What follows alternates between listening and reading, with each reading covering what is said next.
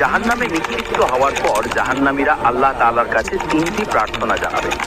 প্রথমত তারা বলবে, হে আল্লাহ, আমাদের উপর এই কঠিন শাস্তি অব্যাহত না রেখে আমাদের মৃত্যু দান করুন। তখন আল্লাহ তাআলা উত্তর দেবেন, হে আমার বান্দা, জাহান্নামে মৃত্যু বলে কিছু নেই।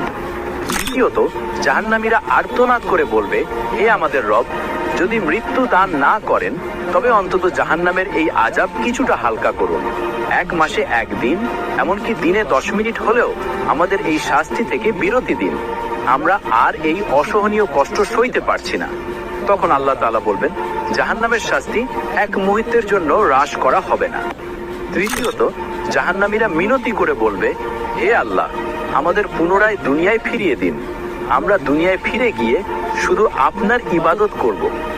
তখন আল্লাহ তাআলা বলবেন, দুনিয়ায় ফিরিয়ে দেওয়ার আর কোনো সুযোগ নেই।